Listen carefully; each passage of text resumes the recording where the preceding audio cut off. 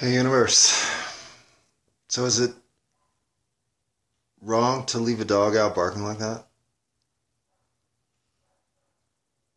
I wonder if you can hear that. Well, let's just say that that dog has been barking, and if I have to live with it, maybe I don't have to live with it. Booyah! How you doing, universe?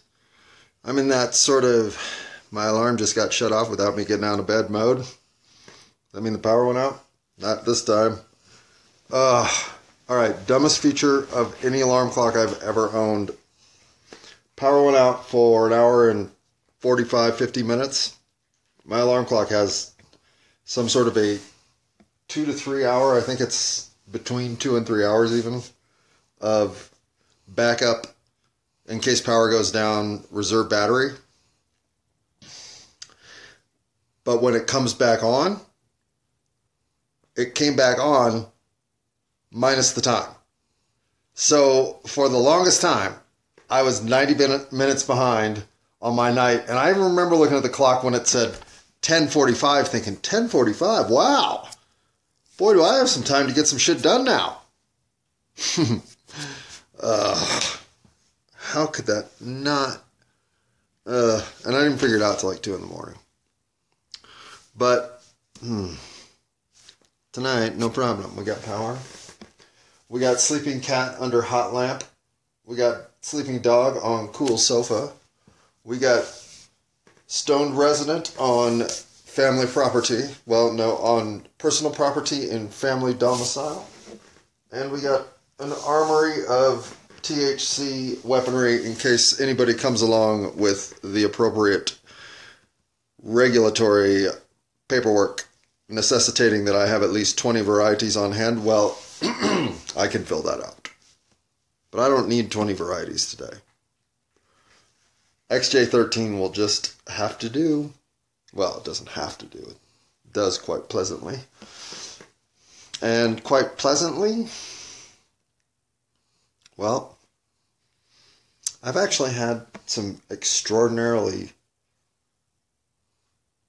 noticeable random interactions. Walking the dog, ran into 3 people in our 4 block walk, 4.5. And all 3 people were just smiling elevation day experiences of less than 5 seconds. Only one of which was more than 2 seconds. One was brand new. 8-week-old, second walk probably. Golden retriever. And his mother. Her mother? I can't remember if that dog was male or female now. But whatever. And just, the smile you see on someone's face when they're now taking their new pet out for their first walk. It was just beaming from down the block. And I would normally 100% give that dog owner the block and cross the street with Phoebe. But Phoebe moves so slow now, and she's just so easygoing that I thought, what the hell, let's say hi to the young puppy. And that little hi was all we were trying to do, because she has no business getting all crazy out in public with Phoebe around. So as we walked past her, and then got to the next person, who was someone coming out of the alley instantaneously on a bicycle, who I heard coming, but I know didn't see me till the last second. But I had Phoebe under control. We were prepared. And as soon as he saw us and panicked that he knew he'd missed us and apologized in real time, I'm like, we saw you the whole time. And he smiled and gave me a thumbs up as he pedaled past me.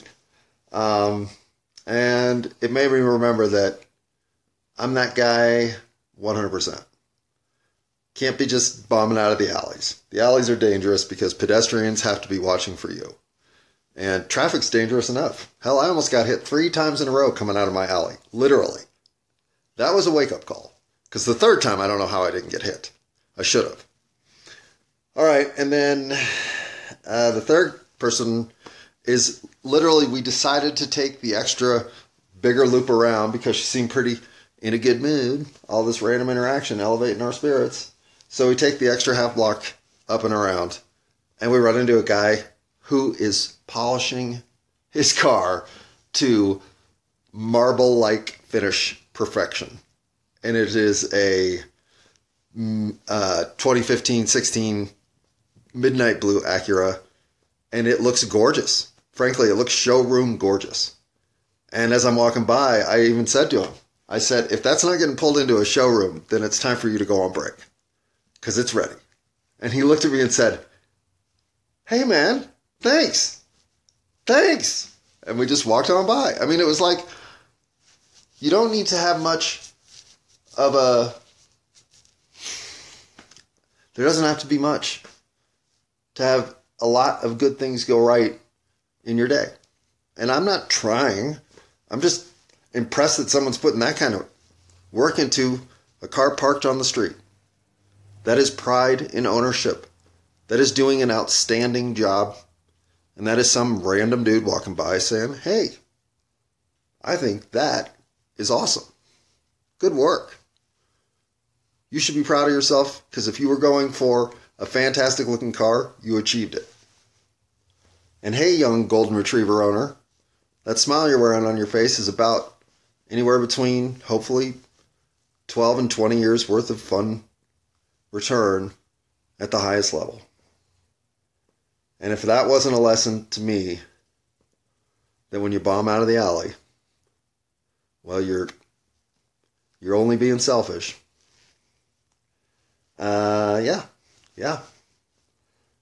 Yep.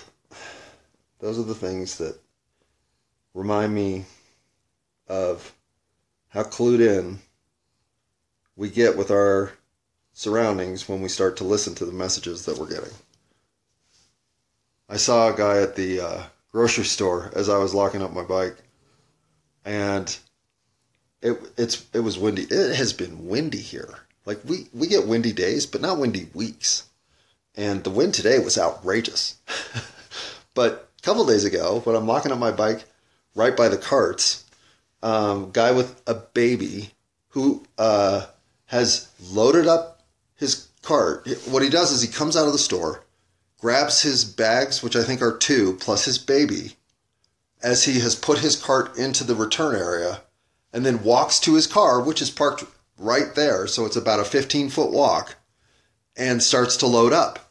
In that time, the cart where he had left it, which was in the return area, has shaken loose or has been blown free enough to start migrating that slow roll down into the, well, who did this area? And so what does dad with baby do but get everything secured, shut all the doors, walk back 6 feet to return the cart to where it was before, more secure this time. And as I'm locking up my bike, I'm thinking, I wonder how many people out of 100 would actually do that. Because, I mean, I saw the whole thing happen and I was going to put the cart back. This guy had no business getting back out to do that. I mean, he had that's my job at that point, frankly. He did the right thing. It just, nature gave it a kiss. And since I noticed it, I'll fix it.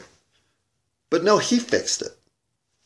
And so as he put it into the corral, I said to him, that was a really considerate thing to do. And he looked at me and said, well, thanks. Yeah. I was like, well, it was. He's like, well, I said, well, it got noticed. I mean, trust me, it was. And he got in his car and he drove off. And it's just like, if I don't reach out to the people who I notice doing the right thing, not shirking off stuff that they really could, but instead completing everything to the state of order it should be in for the next person to get the best chance at their opportunity to enjoy the same opportunity just enjoyed.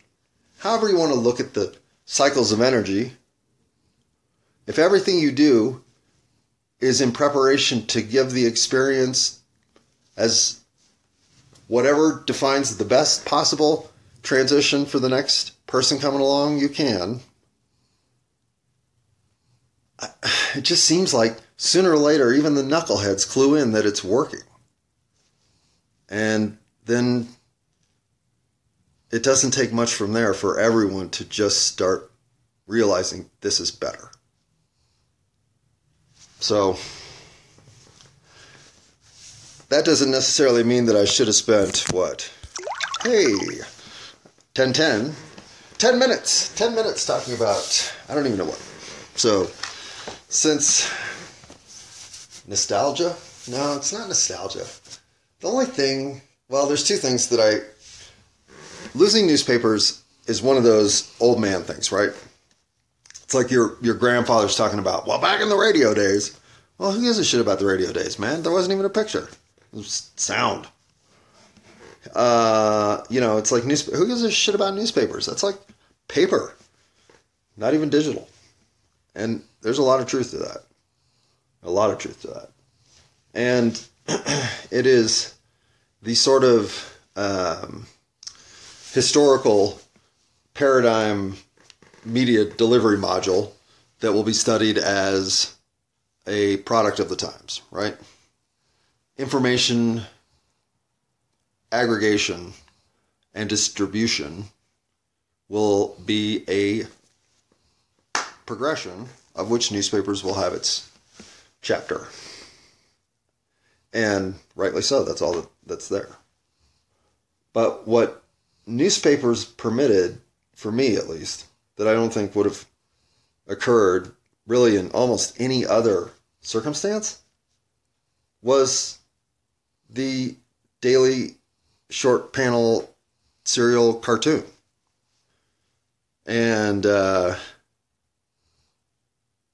it was probably the first media I fell in love with. I couldn't wait for the Sunday comics. Like, I loved them. And I read every one of them.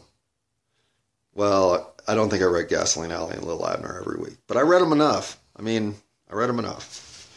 In fact, when I was trying to think of how big an impact comics have made on me, and I don't mean book comics, I don't mean anything you would buy at Mile High Comics or anything you would buy that has DC or anything written on it. I'm talking about the stuff that was in the back of the newspaper or in the comics section, depending on how big a commitment your local newspaper had to distributing the comedy goodness that was Snoopy.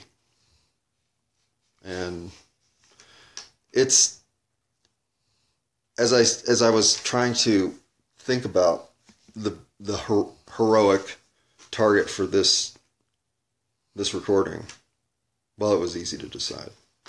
Because flipping open to the back of the Rocky Mountain News or grabbing the comics section for the Denver Post on a Sunday morning with a donut in my hand while I was 9 years old almost felt like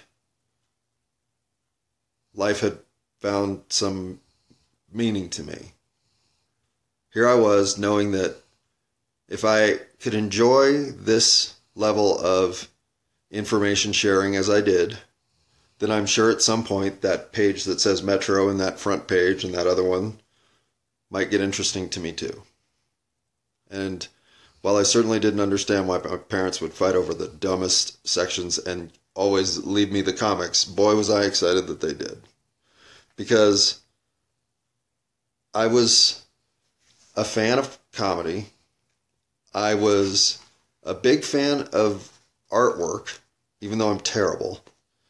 And the paneling composition of cartoons is, I think, what is the first real media art form that any kid falls in love with, whether it be comic books or comics in the paper. Well, used to be. And so I thought, well, how many of them can I actually remember that were in the daily paper? And these are the ones I came up with. Blondie, though I called it Dagwood first, and then went back and realized that it was Blondie because I was going to write Blondie later, and I thought, wait a second. And I think I did that even at the time, and that's where the Dagwood sandwich comes from. And so that was the first one on the list. Nancy was second, probably because of that silly art style. But why Funky Winkerbean was third? I guess the name, right? Must have worked. BC, Beetle Bailey, Grin and Barrett, Tank McNamara. At this point, I was trying to think of the ones that were like CDE level and try to pull them in, like Grin and Barrett, while I had a wide sort of not so narrowed vision, myopic look at what I was trying to get done at the end here. And so Tank McNamara, if anything on the Sunday morning paper I would skip, it would be that. Because who wants to read a comic about football coaches? I didn't. Pogo I put next because I don't know anything except for I have seen the face of my enemy and he is me.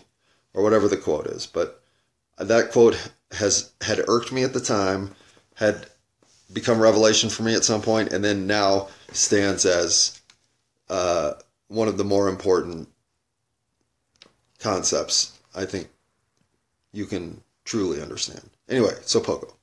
On to Betty Boop, who's actually way late in the list, but she's right next to Pogo because that's where I have room. Betty Boop is legit, but I left some people off of here intentionally because I didn't think it was like Spider-Man. I know The Amazing Spider-Man was in the weekly paper. So was Conan the Barbarian.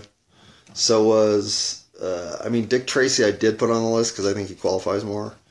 But there are some that I had trouble thinking of them as newspaper comics, so I left them off. They're not oversights. But Betty Boop is somebody who I know had a big animated presentation as well, but I think she's more of a comics presence than she's anything else. So that's why I put her. She was one of the last ones I said, okay, I'll put her on. Peanuts, obviously. Hagar the Horrible. Luann. I was kind of surprised that I came up with Luann so easily and didn't come up with another one. Family Circus, Dilbert, Far Side, Non Sequitur. I put the Stanleys, which was wrong, but I'll explain in a second why. I also had Trapper John, MD, and that's wrong. But I was thinking of two different comics at the time, just getting them wrong. The Stanleys, I was thinking of... I might have had it on later on the list. So let me tell you at the end if I miss it. Doonesbury, Garfield. I can't see what that says. What do you know? Another one. Oh, that's Trapper John MD. Sorry. I had Sergeant Fury on here. I don't remember if I checked that one now. I don't think that one's an actual newspaper serial. Ziggy is, though, and I had that on here. I had Clifford the Big Red Dog, which I don't believe qualifies, but I also have Marmaduke on here, which does. I had... what is that? Earth to the Gong? I don't know. Broomhilda I had on here. Kathy. The Locks. That's not one. Bloom County. Herman. Over the Hedge. Prince Valiant. Overheard. Dragnet. Andy Cap. Popeye. Born Free, which I can't remember if that was one. Might have been. Pluggers. G.I. Joe. Dick Tracy. Dennis the Menace.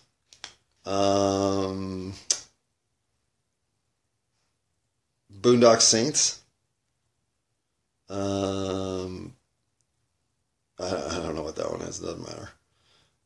Close to Home, Wizard of Id, and that's pretty much it. So the ones I definitely overlooked that count were Little Abner, Gasoline Alley, and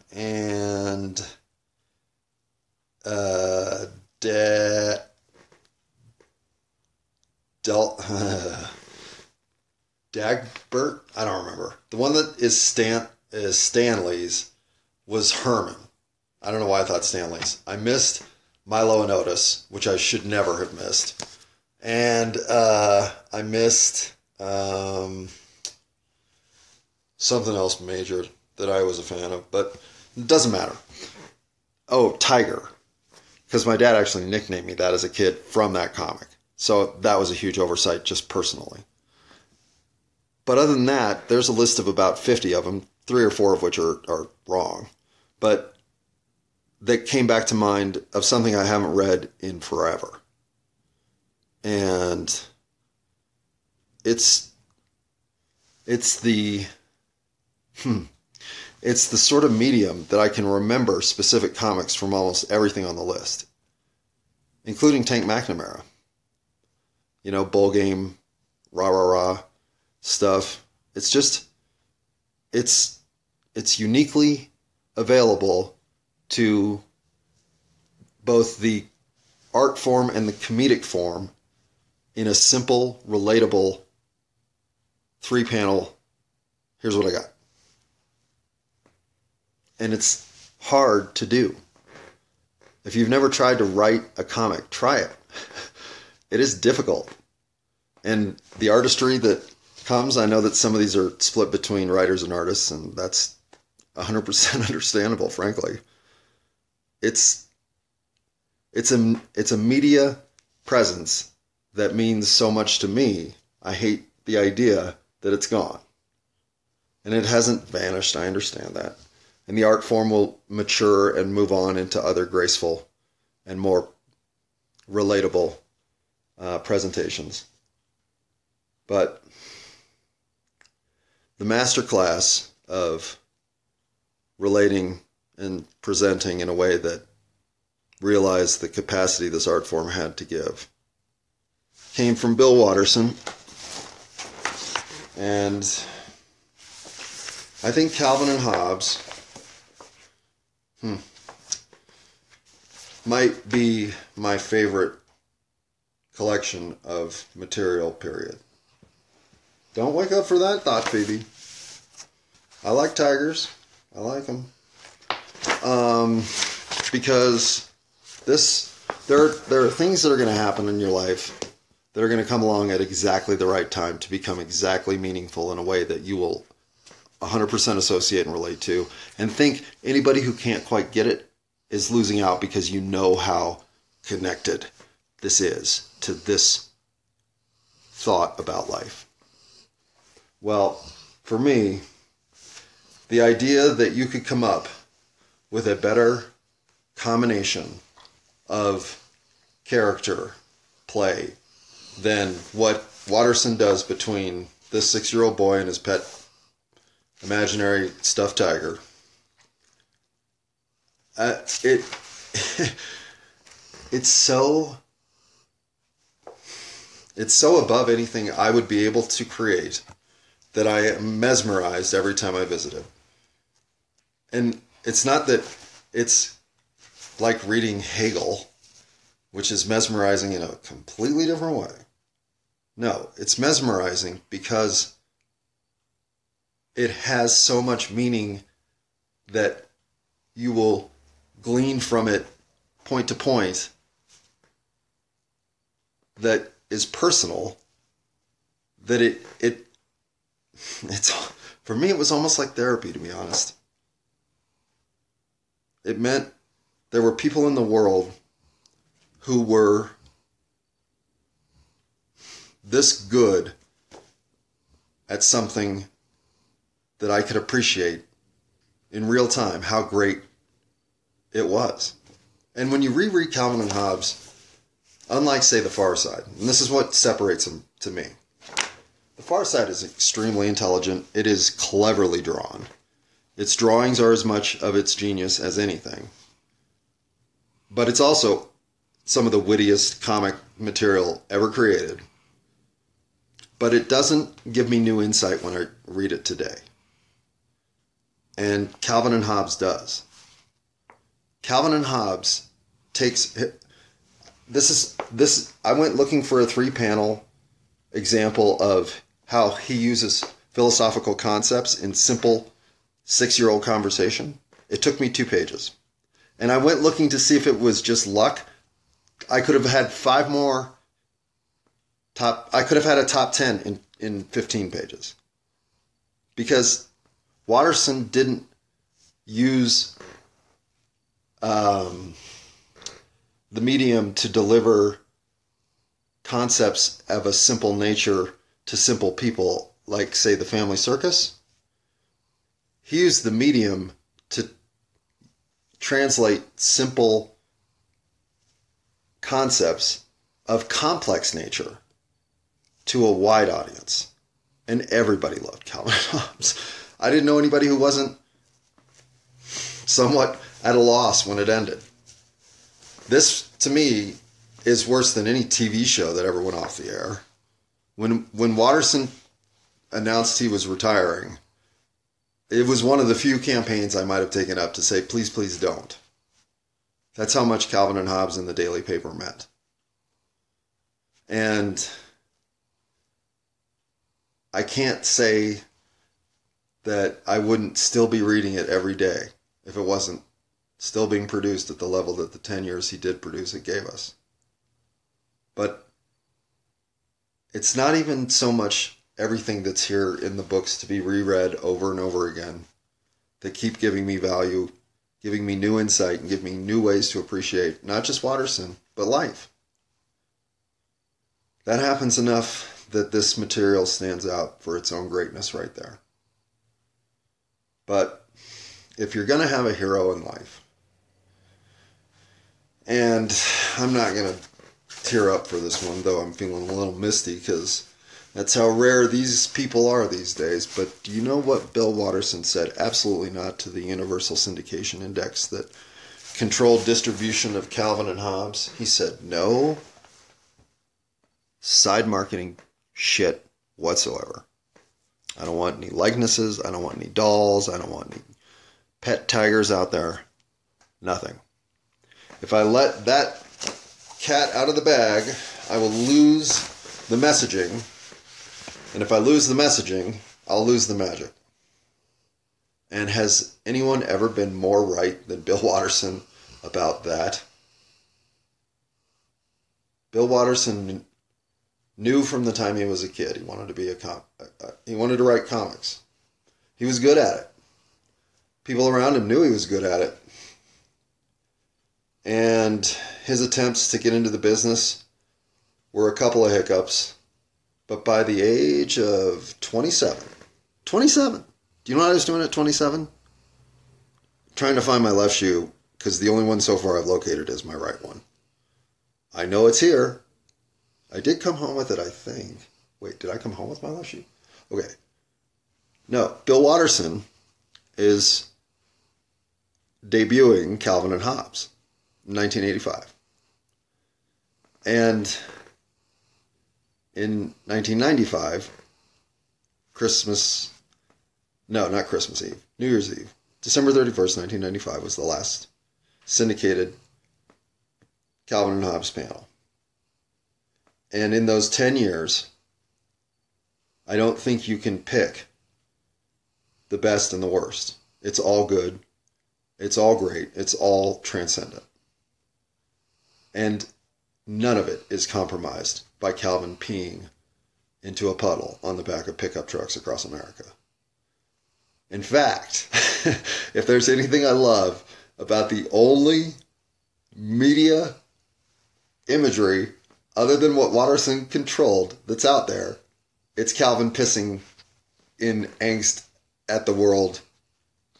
I think even Watterson must love that, because that's all that made it through. Everything else got denied. Well, there's that elementary school not pamphlet, but module that's worth a fortune if you have one. But anyhow, in other words, Calvin and Hobbes is Watterson's presentation to the world of, here it is. This is what I have to offer. It's my message. It's my gift. And I'm never going to let anybody else take anything away from it. And he's been absolutely true to his word since all of us thought, come on, sooner or later there'll be a Calvin and Hobbes video game. What the? Well, no, there wasn't. So, Mr. Watterson, I gotta say, if I was going to the moon and I could only take one book, well, I think I can say probably 100% it would be The Essential Calvin and Hobbes. Because you know what?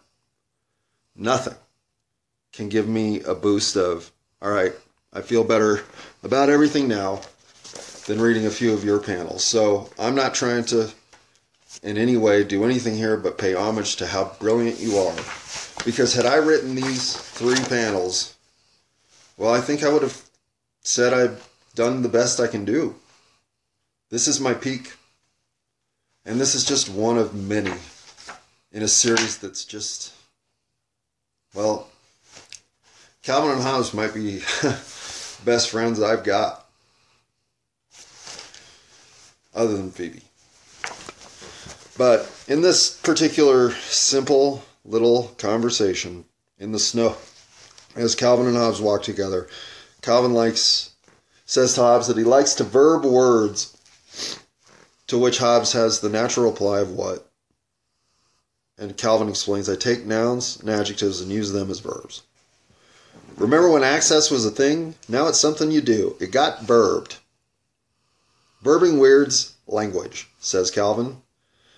And the response Hobbes has here, maybe we can eventually make language a complete impediment to understanding.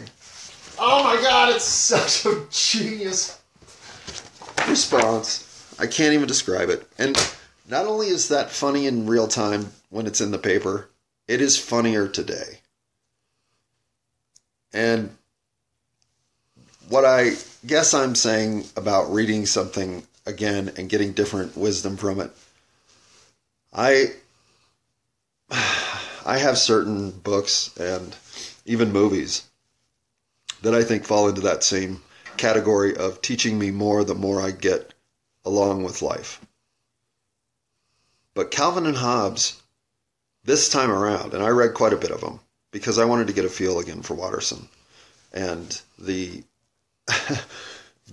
simplicity of his comedy. It really is relatable from a 6-year-old to a 96-year-old. There is a magical timelessness to Calvin and Hobbes. And obviously, if you look at a cartoon like Andy Capp or Beetle Bailey, or frankly a lot of them, they have issues with relevancy, especially sustained relevancy. And in some ways, maybe they missed the boat when they thought they had more to say than they did. And Bill Watterson, I'm sure, has more to say than what we got. But what we got, frankly, changed my life. As I look back now, I know one of the things I could always take a little bit of a better day from was whatever panel was sitting in the comics with Calvin and Hobbes arguing over whatever. I looked forward to it every day. And I would take your book to the moon, Mr. Watterson. I mean, assuming men have... never mind. I think of you as a hero. I think of you as an influence. And above all, I think of you as one hell of a human being.